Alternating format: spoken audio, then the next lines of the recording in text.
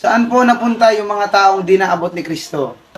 Yung mga taong hindi naabot ni ating Panginoong Jesucristo, wala naman hindi naabot, lahat naabot, Rods. Lahat ito naabot, lahat. Kaya nga sabi ng katangian niya, siya ay makapangyarihan, siya ay alam niya lahat ng bagay at siya ay nasa lahat ng bagay. Dako. Kaya alam ng Diyos kung saan ka pupunta. Pag pumunta ka sa langit, nandoon ang Diyos. Pag pumunta ka sa impyerno, nandoon ang Panginoon. Pag pumunta ka sa dagat, nandoon ang Diyos. Pag pumunta ka sa langit, nandoon ang Diyos.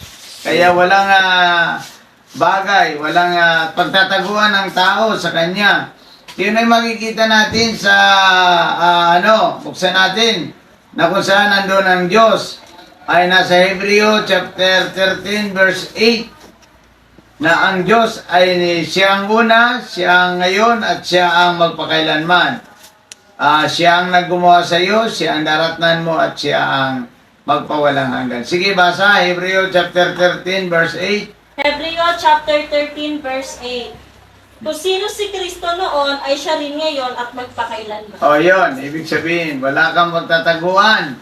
Si Kristo noon, si Kristo ngayon, at si Kristo sa darating. Yung daratnan mo, pag namatay ka, kung saan ka pupunta, ay nandoon ang Diyos. Kaya walang pagtataguan ng tao, nandoon lagi ang Panginoon.